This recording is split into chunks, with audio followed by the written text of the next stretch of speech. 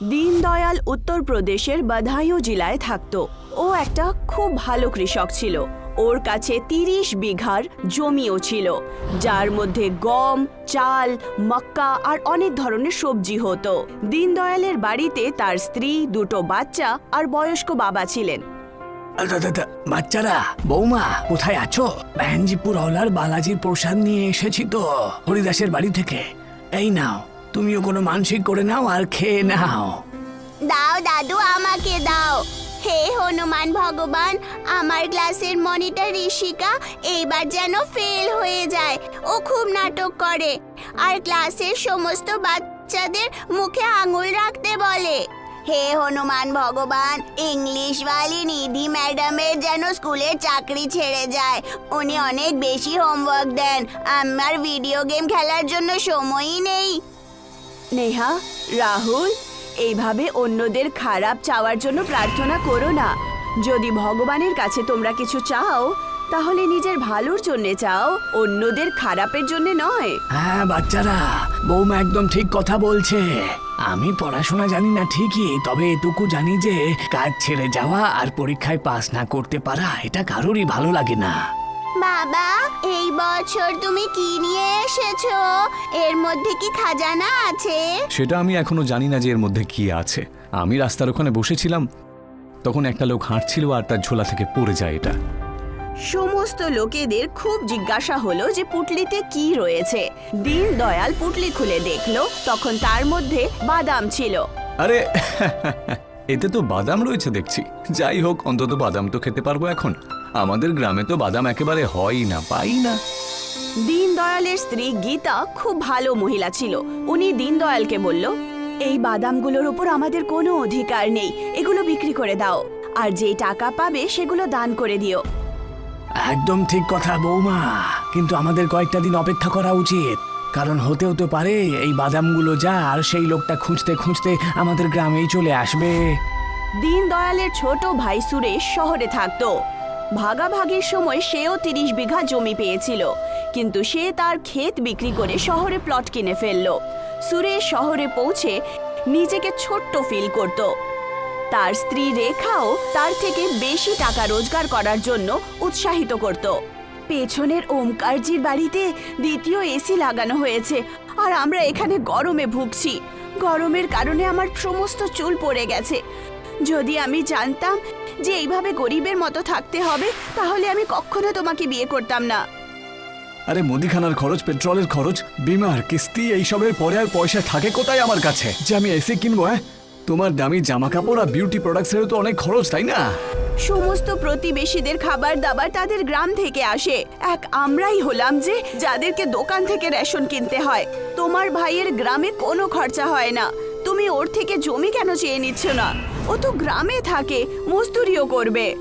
ওর তো কাজ যে কোনো রকম ভাবে চলেই যাবে। আমি আমার জমি তো আগেই বিক্রি করে দিয়েছি, এখন আর আমি তা চাইতে পারবো না। যদি তুমি এইভাবে সোজা সরল হয়ে থাকো না, তাহলে জীবনে কিছুই করতে পারবে না। আজকালকার দুনিয়া খারাপ কাজ করার জন্যই হয়েছে। সাম, দাম, দণ্ড, ভেদ 4টে ইউজ করো, তখন গিয়ে কাজ হবে। এই সানডেতে তুমি গ্রামে যাও আর গম, চাল নিয়ে আসার ব্যবস্থা করার চেষ্টা করো। রবিবারের দিন সুরেশ দীনদয়ালের বাড়িতে যায়। কাকু নমস্কার। আরে নমস্কার বাবা, নমস্কার। দাদা কি বাড়িতে নেই? উনি বাবাকে ডাক্তারের কাছে নিয়ে গেছেন চোখের জন্য। বাবা রাত্রিবেলা জিনিসপত্র দেখতে পান না। বলছি দাদাকে একবার জিজ্ঞাসা করো না, আমার জন্য কি 20 কুইন্টাল গম আর 20 কুইন্টাল ধানের ব্যবস্থা করতে পারবে? না, এক্ষুনি তো হতে পারবে না। তোমার দাদা 6 মাসের ফসল এক্ষুনি বিক্রি করে দিয়েছেন। মরশুম ছাড়া বৃষ্টি হওয়ার কারণে এইবার খুব বেশি ফসল খারাপ হয়ে গেছে। কিন্তু তুমি গ্রামের যে কোনো মানুষের থেকে গম আর চাল কিনতে পারবে। আমি কিনতে চাই না বৌদি, আমি তোমাদের কাছ থেকে ধান আর গম চাইতে এসেছি। এটা তুমি কি করছো সুরেশ? তুমি শহরে ভালো চাকরি করো আর শুধু 2জন লোক আছো। আমাদের বাচ্চা কাচ্চাও রয়েছে, আর বাবার ওষুধের খরচা তো আলাদা। আমরা যদি ফসল তোমায় দিয়ে দিই, তাহলে আমরা নিজেরা কি খাবো? আমাদের তো রোজগারের একটাই সাধন রয়েছে না, আমাদের ফসল। তোমার সাথে কথা বলে কোনো লাভ নেই। দাদাকে আসতে দাও, আমি তার সাথেই কথা বলবো। বাড়িতে খাবার দাবার আছে তো, নাকি সেটাও নেই? এরকম কেন বলছো সুরেশ? তুমি আমাদের পরিবারের সদস্য। যতদিন চাও এখানে থাকো, আমরা যাই খাই সেটা তুমিও খেয়ে নেবে। দীনদয়ালের বাড়িতে আসার পর সুরেশ দীনদয়ালের সাথে কথা বলে, কিন্তু দীনদয়ালও সুরেশকে সেই জবাবই দিল যেটা গীতা দিয়েছিল। তোমাদের কাছে আশা করাটাই ভুল হয়েছে আমার। এখন আমি চললাম, আর আমি কোনোদিনও আসবো না। রাগ করো না গো সুরেশ, আমাদের অবস্থাটা বোঝো। আর আগের মাসে আমরা বৈষ্ণব দেবীর মন্দিরে যাচ্ছি দর্শনের জন্য। যদি তুমি আর রেখাও আসো তাহলে ফোন করে বলে দিও, বেশি লোক গেলে ভালো লাগবে। না, আমি তোমাদের সাথে আর কোনো সম্পর্ক রাখতে চাই না। সুরেশ রাগ করে নিজের বাড়িতে যায় আর সবকিছু নিজের বউ রেখাকে বলে দেয়। ওরা দুজন পাহাড়ের রাস্তায় যাচ্ছে, এটাই সুযোগ তোমার কাছে। আমি বুঝতেই পারছি না যে তুমি কি বলতে চাইছো। আরে এত কিছু ভেবো না, আর এমনিতেও জীবন মৃত্যু ওপরওয়ালার হাতে, তুমি শুধু নিজের কাজ করো।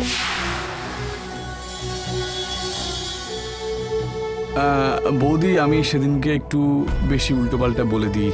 তোমাদের সাথে সম্পর্ক আমি কখনো ভাঙতে পারবো না, আমাকে ক্ষমা করে দাও। কোনো ব্যাপার না সুরেশ, ছোটরা তো ভুলভাল করেই ফেলে, বড়দের কাজ হলো ওদেরকে ক্ষমা করে দেওয়া। বৌদি, তোমরা বৈষ্ণব দেবী কবে আর কোন গাড়িতে যাচ্ছ? আমরা 17 তারিখ মোটর সাইকেলেই যাব। বাচ্চা আর বাবা বাড়িতেই থাকবে, কারণ বাচ্চাদের এক্সামস আছে সামনে। ঠিক আছে, যখন তোমরা ফিরবে তখন আমায় বলে দিও, আমি প্রসাদ নিতে চলে আসবো। কিছুদিন পর যখন গীতা আর দীনদয়াল মোটর সাইকেলে বৈষ্ণব দেবীর জন্য রওনা হলো, তখন ওরা পাহাড়ে পৌঁছায়। তখন একটা জিপ তাদের পিছু নেয়। জিপ দীনদয়ালের মোটরকে ধাক্কা মেরে দেয় আর মোটর সাইকেল গর্তে পড়ে যায়। পরের দিন সুরেশ দীনদয়ালের বাড়িতে পৌঁছে যায়। কাকু, মা বাবা বাড়িতে নেই, বৈষ্ণব দেবী গেছে। তুমি কি কাজে এসেছো? আমি তোমাকে এটা বলতে এসেছি যে তোমার মা বাবা আর কোনোদিনও ফিরে আসবে না। এই সুরেশ, তুমি বাচ্চাদের সাথে এরকম কথা কেন বলছো? এই দেখুন না, একটা খবর ছাপা হয়েছে যে বৈষ্ণব দেবী যাবার সময় একটা বাস আর একটা মোটরসাইকেলের সাথে অ্যাক্সিডেন্ট হয়েছে, আর মোটরসাইকেলটা খাদে পড়ে যায়। দাদার ফোনটাও তো লাগছে না, তাই না? অনেক দিন পর্যন্ত রামদাস দীনদয়াল আর গীতার অপেক্ষা করলো, কিন্তু ওরা ফেরত আসলো না। তাই আর অপেক্ষা করে কোনো লাভ হবে না বাবা। জমি জমার ব্যাপারটা আমি দেখে নিচ্ছি, না হয় এই বাচ্চা দুটোকেও তো মানুষ করতে হবে। ঠিক আছে বাবা, তুমি তাহলে তাই করো। একদিন রাত্রিবেলা সুরেশ নিজের বাবাকে কাশির ওষুধ দেওয়ার বাহানায় অজ্ঞান হওয়ার ওষুধ দিয়ে দেন। যখন রামদাস অজ্ঞান হয়ে যায়, তখন সুরেশ ক্ষেতের কাগজপত্রে রামদাসের আঙ্গুঠা নিয়ে নেয় আর চালাকি করে জমি নিজের নামে করিয়ে নেয়। তারপর সুরেশ নিজের বাড়িতে চলে যায়, আর এইভাবেই কিছুদিন কাটতে শুরু হয়ে যায়। একদিন নেহা আর রাহুল নিজের ক্ষেতে খেলা করতে যায়, তখন একজন লোক ওদেরকে তাড়িয়ে দেয়। এই, তোমরা দুজন আমার জমিতে কি করছো? যাও এখান থেকে, যাও। এই ক্ষেতটা আমাদের। এটা তোমাদের ছিল, তোমার কাকা আমাকে এটা বিক্রি করে দিয়েছে। নেহা আর রাহুল বাড়িতে গিয়ে নিজের দাদুকে সবকিছু বলে। রামদাস গ্রামের একটা লোকের ফোন নিয়ে সুরেশকে ফোন করে দেয়। ফোন সুরেশের বউ রেখা তুলে নেয়। আচ্ছা বৌমা, সুরেশ কোথায়? ও কি জমিটা বিক্রি করে দিয়েছে? হ্যাঁ, ক্ষেত বিক্রি করে দেওয়া হয়েছে। আর এখন ফোন করে বারবার বিরক্ত করবেন না। দুজন বাচ্চা কিছু বছরেই বড় হয়ে যাবে আর নিজের নিজের রোজগারের পয়সা কামিয়ে নেবে। আমরা নিজেদের বাড়িও চেঞ্জ করেছি, সেই জন্য বাড়িতেও আসবেন না। বেচারা বুড়ো রামদাস চিন্তায় পড়ে যায় যে দুজন বাচ্চাকে কিভাবে বড় করবে। মনে হচ্ছে এখন আমাকেই কাজ করতে হবে, না হলে না খেয়ে মরতে হবে যে আমাদের। বয়স্ক লোক কিছুই বুঝতে পারে না যে কি কাজ করবে। সে সেই বাদামের পুটলিটা তুলে নেয় যেটা দীনদয়াল অনেক দিন আগে পেয়েছিল, আর সেই বাদাম নিয়ে গিয়ে শহরের দিকে বেরিয়ে পড়ে। বাদামওয়ালা, বাদামওয়ালা, টাটকা বাদাম নিয়ে নাও, টাটকা বাদাম নিয়ে নাও। এই যে দাদা, বাদাম কত করে কিলো? বাদাম মাত্র এই 100 টাকা মতন কিলো। লোকটা বাদাম খেয়ে দেখলো, বাদাম একদম দানাদার ছিল। সে পুটলিতে থাকা সমস্ত বাদাম কিনে নিল আর রামদাসকে 1000 টাকা দিয়ে দিল। 300 টাকা রেখে দেবো আর 700 টাকার বাদাম আবার কিনবো। এইভাবেই আমার রোজগার হতে থাকবে। বাড়ি ফেরার সময় অন্ধকার হয়ে যায়। রামদাস রাত্রিবেলা কম দেখতে পেত। রাস্তায় হাঁটার সময় সে ধাক্কা খায় আর সে রাস্তায় পড়ে যায়। একজন লোক রামদাসকে তুলতে আসে, তখন সে চুরি করে রামদাসের পকেট থেকে সমস্ত টাকা চুরি করে নেয়। আরে আরে আরে আরে, সাবধানে সাবধানে বাবা, সাবধানে, পড়ে যাবেন। ধন্যবাদ ধন্যবাদ বাচ্চা। আসলে রাত্রেবেলা আমি অতটা ভালো দেখতে পাই না, সেই জন্যই আমি পড়ে গেলাম। কিছুক্ষণ হাঁটার পর রামদাস নিজের পকেটে হাত দেয়। আরে আরে, আমার পয়সাগুলো কোথায় গেল? এখন তো খরচ করার মতন পয়সাও নেই। বাচ্চাগুলোকে এবার না খেয়েই মরতে হবে।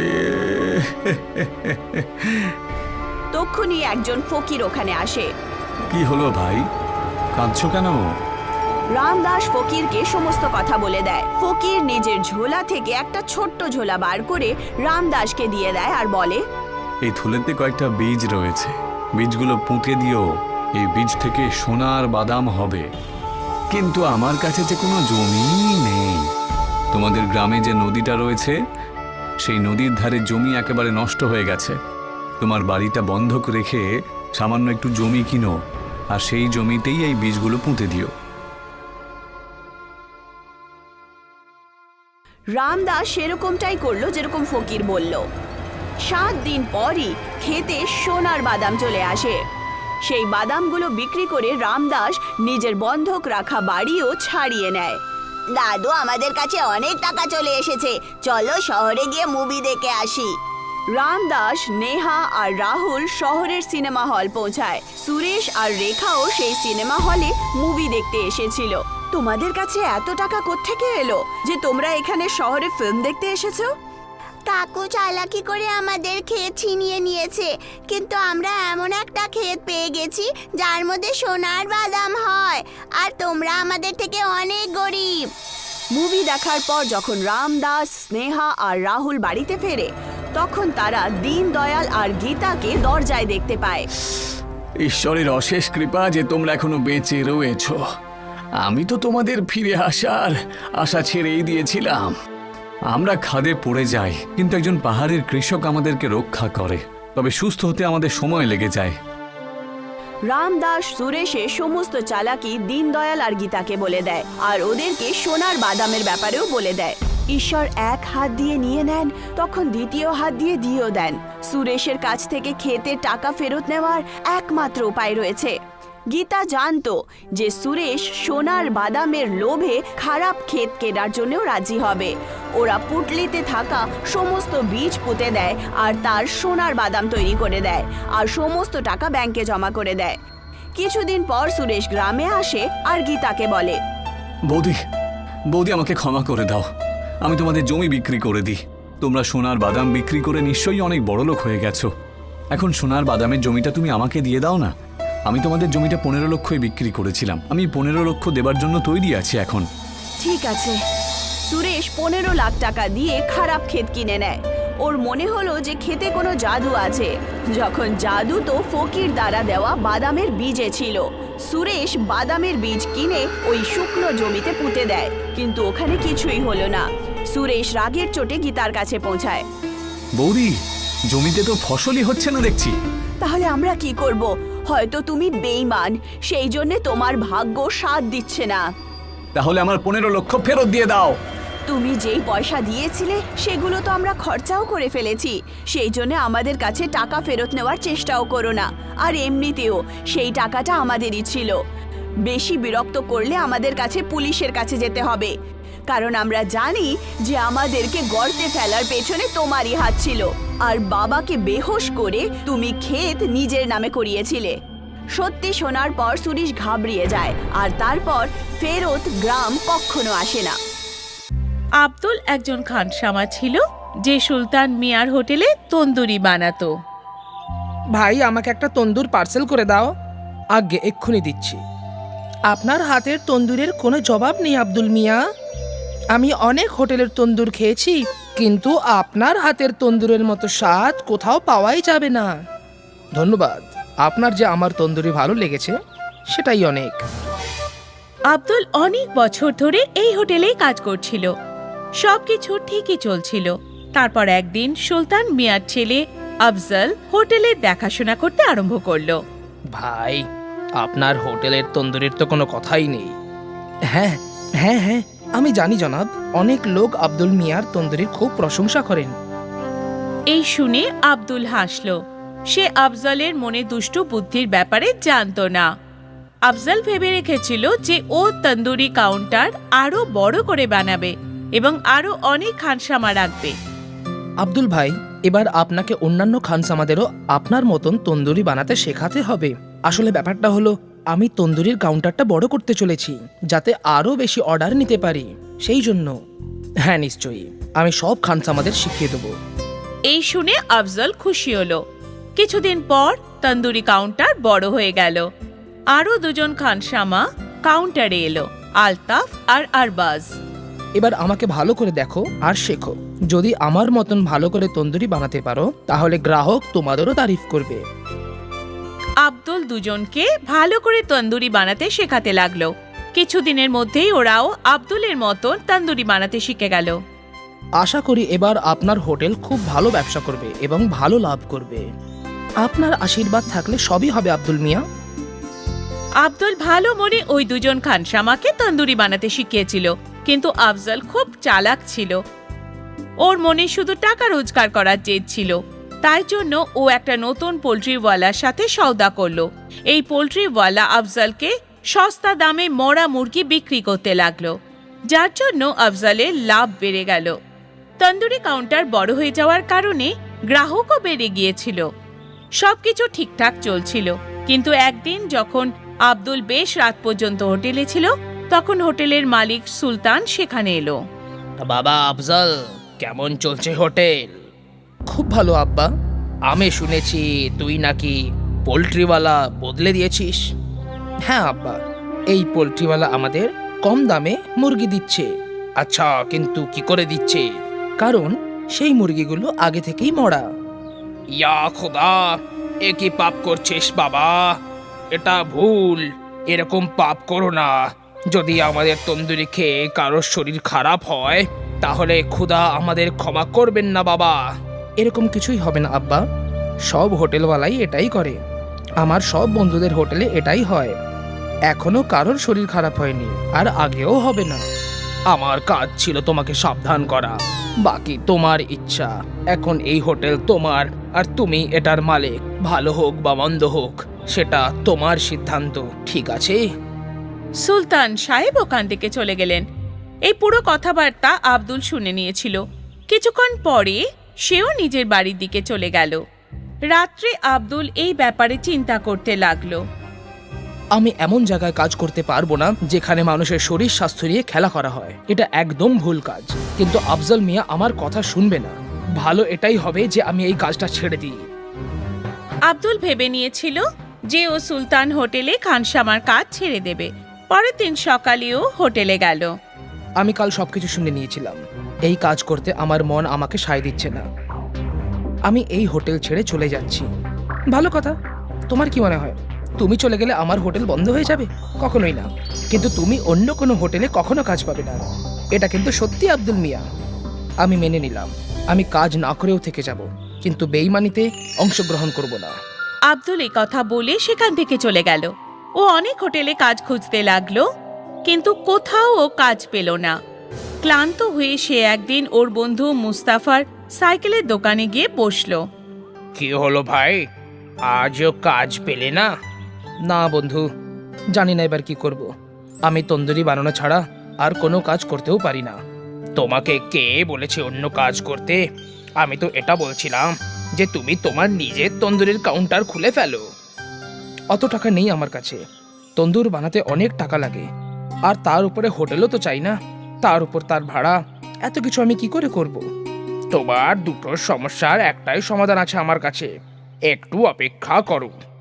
মুস্তাফা দুটো পুরনো সাইকেলের রিম নিয়ে তার মধ্যে দিয়ে একটা শিক ঢুকিয়ে দিল।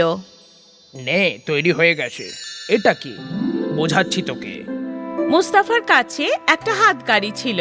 মুস্তাফা হাতগাড়ির ওপর একটা লোহার পাট ঠুকে আটকে দিল, আর তারপর সেই তন্দুর ওই হাতগাড়ির ওপর রেখে দিল। এবার এটার নিচে তুই জ্বলন্ত কয়লা রাখ, আর এটা ঘুরিয়ে ঘুরিয়ে তন্দুরি বানা। আরে বাহ, এটা তো খুব ভালো।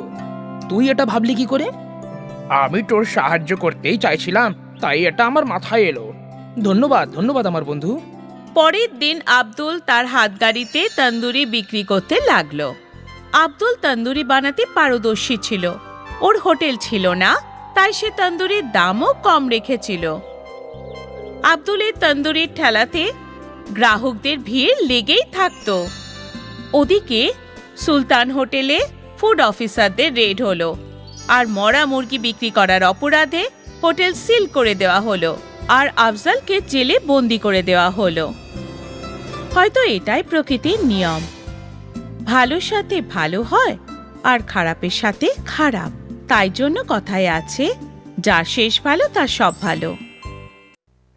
আব্দুল একজন খানসামা ছিল, যে সুলতান মিয়ার হোটেলে তন্দুরি বানাতো। ভাই, আমাকে একটা তন্দুর পার্সেল করে দাও। আগে এক্ষুনি দিচ্ছি। আপনার হাতের তন্দুরের কোনো জবাব নেই আব্দুল মিয়া। আমি অনেক হোটেলের তন্দুর খেয়েছি, কিন্তু আপনার হাতের তন্দুরের মতো স্বাদ কোথাও পাওয়াই যাবে না। ধন্যবাদ, আপনার যে আমার তন্দুরি ভালো লেগেছে সেটাই অনেক। আব্দুল অনেক বছর ধরে এই হোটেলেই কাজ করছিল। সবকিছু ঠিকই চলছিল। তারপর একদিন সুলতান মিয়ার ছেলে আফজল হোটেলে দেখাশোনা করতে আরম্ভ করলো। ভাই, আপনার হোটেলের তন্দুরির তো কোনো কথাই নেই। হ্যাঁ হ্যাঁ হ্যাঁ, আমি জানি জনাব। অনেক লোক আব্দুল মিয়ার তন্দুরির খুব প্রশংসা করেন। এই শুনে আব্দুল হাসল। সে আফজলের মনে দুষ্টু বুদ্ধির ব্যাপারে জানতো না। আফজল ভেবে রেখেছিল যে ও তন্দুরি কাউন্টার আরো বড় করে বানাবে এবং আরো অনেক খানসামা রাখবে। আব্দুল ভাই, এবার আপনাকে অন্যান্য খানসামাদেরও আপনার মতন তন্দুরি বানাতে শেখাতে হবে। আসলে ব্যাপারটা হলো, আমি তন্দুরির কাউন্টারটা বড় করতে চলেছি, যাতে আরো বেশি অর্ডার নিতে পারি। সেই জন্য। হ্যাঁ নিশ্চয়ই, আমি সব খানসামাদের শিখিয়ে দেবো। এই শুনে আফজল খুশি হলো। কিছুদিন পর তন্দুরি কাউন্টার বড় হয়ে গেল। আরো দুজন খানসামা কাউন্টারে এলো, আলতাফ আর আরবাজ। এবার আমাকে ভালো করে দেখো আর শেখো। যদি আমার মতন ভালো করে তন্দুরি বানাতে পারো, তাহলে গ্রাহক তোমাদেরও তারিফ করবে। আব্দুল দুজনকে ভালো করে তন্দুরি বানাতে শেখাতে লাগলো। কিছুদিনের মধ্যেই ওরাও আব্দুলের মতন তন্দুরি বানাতে শিখে গেল। আশা করি এবার আপনার হোটেল খুব ভালো ব্যবসা করবে এবং ভালো লাভ করবে। আপনার আশীর্বাদ থাকলে সবই হবে আব্দুল মিয়া। আব্দুল ভালো মনে ওই দুজন খানসামাকে তন্দুরি বানাতে শিখিয়েছিল, কিন্তু আফজল খুব চালাক ছিল। ওর মনে শুধু টাকা রোজগার করার জেদ ছিল। তাই জন্য ও একটা নতুন পোল্ট্রিওয়ালার সাথে সওদা করলো। এই পোল্ট্রিওয়ালা আফজলকে সস্তা দামে মরা মুরগি বিক্রি করতে লাগলো, যার জন্য আফজলের লাভ বেড়ে গেল। তন্দুরি কাউন্টার বড় হয়ে যাওয়ার কারণে গ্রাহকও বেড়ে গিয়েছিল। সবকিছু ঠিকঠাক চলছিল, কিন্তু একদিন যখন আব্দুল বেশ রাত পর্যন্ত হোটেলে ছিল, তখন হোটেলের মালিক সুলতান সেখানে এলো। বাবা আফজল, কেমন চলছে হোটেল? খুব ভালো আব্বা। আমি শুনেছি তুই নাকি পোল্ট্রিওয়ালা বদলে দিয়েছিস। হ্যাঁ আব্বা, এই পোল্ট্রিওয়ালা আমাদের কম দামে মুরগি দিচ্ছে। আচ্ছা, কিন্তু কি করে দিচ্ছে? কারণ সেই মুরগিগুলো আগে থেকেই মরা। ইয়া খোদা, এ কি পাপ করছিস বাবা? এটা ভুল। এরকম পাপ করো না। যদি আমাদের তন্দুরি খেয়ে কারোর শরীর খারাপ হয়, তাহলে খোদা আমাদের ক্ষমা করবেন না বাবা। এরকম কিছুই হবে না আব্বা। সব হোটেলওয়ালাই এটাই করে। আমার সব বন্ধুদের হোটেলে এটাই হয়। এখনো কারোর শরীর খারাপ হয়নি, আর আগেও হবে না। আমার কাজ ছিল তোমাকে সাবধান করা, বাকি তোমার ইচ্ছা। এখন এই হোটেল তোমার, আর তুমি এটার মালিক। ভালো হোক বা মন্দ হোক, সেটা তোমার সিদ্ধান্ত, ঠিক আছে? সুলতান সাহেব ওখান থেকে চলে গেলেন। এই পুরো কথাবার্তা আব্দুল শুনে নিয়েছিল। কিছুক্ষণ পরে সেও নিজের বাড়ির দিকে চলে গেল। রাত্রে আব্দুল এই ব্যাপারে চিন্তা করতে লাগলো। আমি এমন জায়গায় কাজ করতে পারবো না যেখানে মানুষের শরীর স্বাস্থ্য নিয়ে খেলা করা হয়। এটা একদম ভুল কাজ। কিন্তু আফজল মিয়া আমার কথা শুনবে না। ভালো এটাই হবে যে আমি এই কাজটা ছেড়ে দিই। আব্দুল ভেবে নিয়েছিল যে ও সুলতান হোটেলে খানসামার কাজ ছেড়ে দেবে। পরের দিন সকালেও হোটেলে গেল। আমি কাল সবকিছু শুনে নিয়েছিলাম। এই কাজ করতে আমার মন আমাকে সায় দিচ্ছে না। আমি এই হোটেল ছেড়ে চলে যাচ্ছি। ভালো কথা। তোমার কি মনে হয় তুমি চলে গেলে আমার হোটেল বন্ধ হয়ে যাবে? কখনোই না। কিন্তু তুমি অন্য কোনো হোটেলে কখনো কাজ পাবে না। এটা কিন্তু সত্যি আব্দুল মিয়া। আমি মেনে নিলাম, আমি কাজ না করেও থেকে যাব, কিন্তু বেইমানিতে অংশগ্রহণ করব না। আব্দুল এই কথা বলে সেখান থেকে চলে গেল। ও অনেক হোটেলে কাজ খুঁজতে লাগলো, কিন্তু কোথাও ও কাজ পেল না। ক্লান্ত হয়ে সে একদিন ওর বন্ধু মুস্তাফার সাইকেলের দোকানে গিয়ে বসলো। কি হলো ভাই, আজও কাজ পেলে না? না বন্ধু, জানি না এবার কি করব। আমি তন্দুরি বানানো ছাড়া আর কোনো কাজ করতেও পারি না। তোমাকে কে বলেছে অন্য কাজ করতে? আমি তো এটা বলছিলাম যে তুমি তোমার নিজের তন্দুরির কাউন্টার খুলে ফেলো।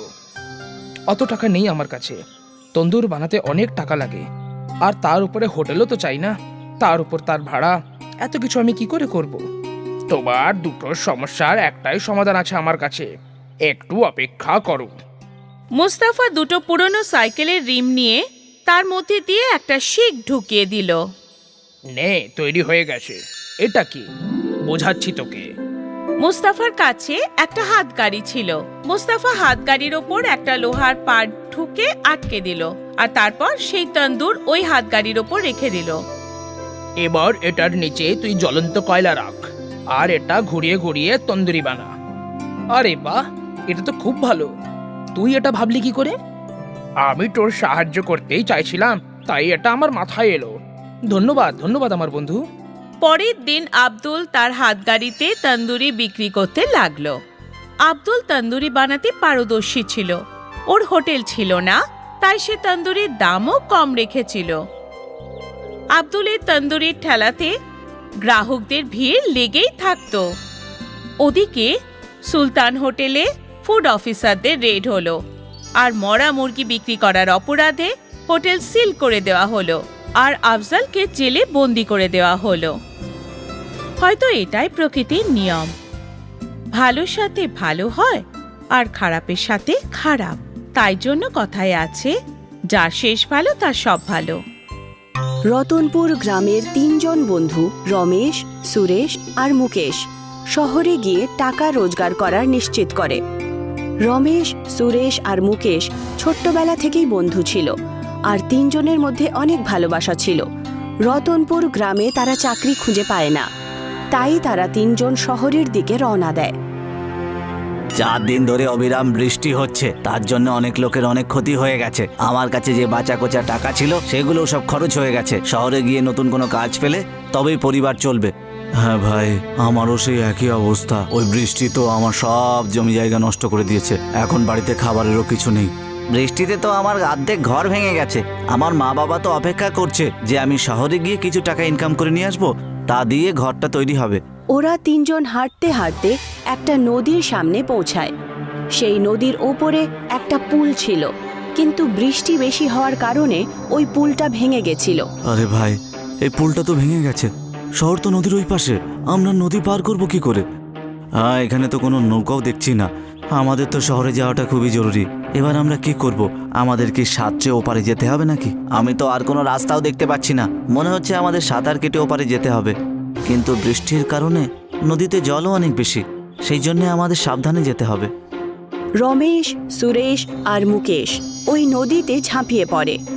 নদীতে জল অনেক বেশি ছিল, কিন্তু তারা কোনো রকমে সাঁতার কেটে নদী পার করে আর পৌঁছে যায়। এত প্রাণের ঝুঁকি নিয়েও ওরা অন্য পারে পৌঁছেই যায়। ওখানে পৌঁছানোর পর সুরেশের হাতে একটা চিরাগ ছিল। সুরেশ, তোর হাতে এটা কি বলতো? তুই কি নদীতে পেয়েছিস নাকি? হ্যাঁ ভাই, আমি সাঁতার কাটার সময় এটা পেয়েছি, তখন আমি তুলে নিলাম। দেখতে তো এটা প্রদীপের মতোই মনে হচ্ছে। এটা বিক্রি করে কি টাকা ইনকাম করতে পারি? এটা তো আলাউদ্দিনের আশ্চর্য প্রদীপ মনে হচ্ছে। সুরেশ, একবার ঘষে দেখ ভাই, হয়তো ওর থেকে জিন বেরিয়ে আসবে। সুরেশ ওই চিরাগের ওপর ঘষতে শুরু করে, আর তার ভেতর থেকে সত্যি একটা জিন বাইরে চলে আসে, যাকে দেখে সুরেশ, মুকেশ আর রমেশ খুব অবাক হয়ে যায়। যে আমাকে বাইরে বের করেছে তার মঙ্গল হোক। এতদিন ধরে ওই নদীতে আমার খুব কষ্ট হয়েছিল, কিন্তু বাইরে আসার পর খুব ভালো লাগছে আমার। বলো আমার প্রভু, আপনার জন্য কি করতে পারি? সুরেশ, মুকেশ আর রমেশ একে অপরের দিকে তাকায়। আর তারপর জিনের দিকে অবিশ্বাসী চোখে দেখতে শুরু করে। আরে আপনারা তো আমার দিকে তাকিয়েই রইলেন, কিছু বলবেন তো? হুকুম করুন, আপনার হুকুম আমি পালন করব। তুমি আমাদের জন্য কি কি করতে পারবে? যা আপনি বলবেন সব কিছু। আর একটা কথা, কোনো খারাপ কাজ আমি করি না। আমরা সবাই শহরে কি টাকা ইনকাম করতে চাই, তুমি কি তাতে আমাকে সাহায্য করবে? হ্যাঁ, অবশ্যই করব। আমি টাকা রোজগারের জন্য আপনাদের সাহায্য করতে পারি। আচ্ছা, কিন্তু কিভাবে? আপনারা 3 জন শহরে গিয়ে হোটেল খোলো একটা। আমি জাদুই তন্দুরি রুটি বানাতে পারি। হোটেলে আমি জাদুই তন্দুরি রুটি বানাবো, আর আপনারা 3 জন সেটা বিক্রি করবেন। তারপর দেখবেন আপনাদের কাছে টাকা ভরে যাবে।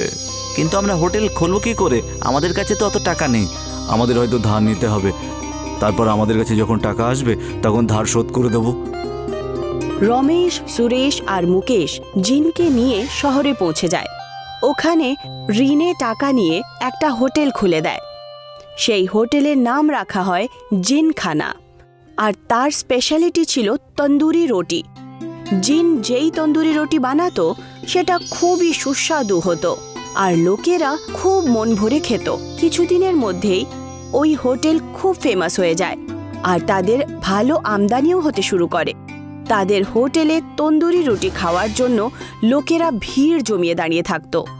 জিন, তুমি তো আমাদের জীবন বদলে দিলে। তোমার জাদুর তন্দুরি রুটি লোকে তো খুব পছন্দ করছে। তন্দুরি রুটিতে একেবারে আলাদা জাদু। তোমার এই উপকার আমরা কোনো দিন ভুলবো না। তুমি কি এই তন্দুরি রুটির রাজ আমাদের বলতে পারবে? হে আমার প্রভু, এটা আমাদের জিন লোকেদের সিক্রেট রেসিপি। আপনাদেরকে বলতে পারবো না, কিন্তু আমি সব সময় আপনাদের এটা বানিয়ে দেব, আর আপনার এই হোটেল সব সময় ভালোভাবে চলবে। এইভাবেই হোটেল শুরু হয়ে 1 বছর হয়ে যায়। রমেশ, সুরেশ আর মুকেশের হোটেলের সামনে অনেক আগে থেকেই একটা ধীরজের হোটেল ছিল, আর মালিকের নাম ছিল ধীরজ।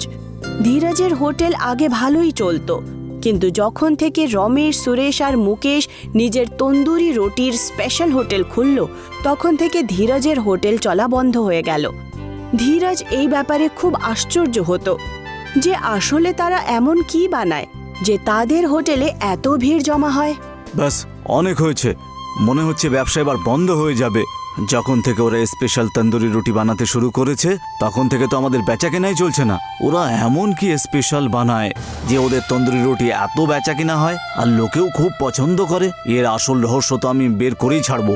ধীরজ রমেশ, সুরেশ আর মুকেশের কাছে সিক্রেট জানার জন্য চলে যায়।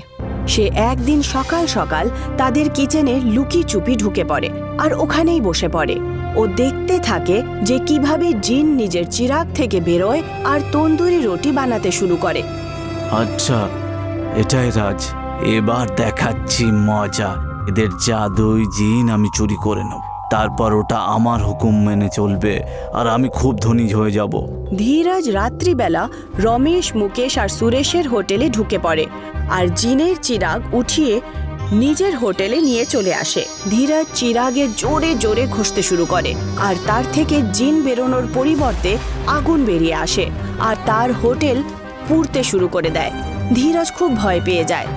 ধীরজ এত ভয় পেয়ে যায় যে তার হাত থেকে চিরাগ ওখানেই পড়ে যায়, আর সে দৌড়ে রমেশ, সুরেশ আর মুকেশের হোটেলে পৌঁছে যায়। বাঁচাও, বাঁচাও, বাঁচাও! আগুন, আগুন! রমেশ, সুরেশ আর মুকেশ উঠে আসে আর ধীরজের হোটেলে জল ছিটিয়ে মারে, কিন্তু ওই জলে হোটেলের জল নেভে না। মুকেশ ধীরজকে বলে, আরে ভাই ধীরজ, এটা আবার কিসের আগুন যে একেবারে নেবার নামই করছে না? আর আগুন দেখতেও খুব অদ্ভুত মনে হচ্ছে। ধীরজকে এইবার সত্যি বলতেই হতো, কারণ আর কোনো উপায় ছিল না। ও 3 জনকে সমস্ত কথা সত্যি সত্যি বলে ফেলে যে সে তাদের চিরাগ চুরি করে ফেলেছিল। ওরা 3 জন এই কথাটা বুঝে যায় যে জিন রেগে গেছে, তাই ধীরজের হোটেলে আগুন লেগে গেছে। ধীরাজ দাদা, আপনি এটা করবেন বুঝতে পারিনি। চুরি করলে এই হয়। দাঁড়ান, আমি জিনকে শান্ত করার চেষ্টা করছি। সুরেশ দৌড়ে দৌড়ে হোটেলের ভেতরে চলে যায় আর জিনের চিরাগ নিজের হাতে নিয়ে নেয়। তারপর সে ওই চিরাগ নিয়ে তাড়াতাড়ি বাইরে চলে আসে আর জিনকে মানাতে শুরু করে আর শান্ত হতে বলে। সুরেশের কথা শুনে জিন শান্ত হয়ে যায় আর ধীরজের হোটেলের আগুন বুঝে যায়। জিন আবার চিরাগের ভেতরে ফেরত চলে যায় আর ওই চিরাগকে সুরেশ নিয়ে নিজের হোটেলে রেখে দেয়। তারপরে ধীরজও বুঝে যায় যে চুরি করে কখনো ব্যবসায় সফলতা পাওয়া যায় না, আর ও নিজের হোটেলে আরও পরিশ্রম করতে শুরু করে দেয়। আর রমেশ, সুরেশ আর মুকেশও খুশি খুশি থাকতে শুরু করে।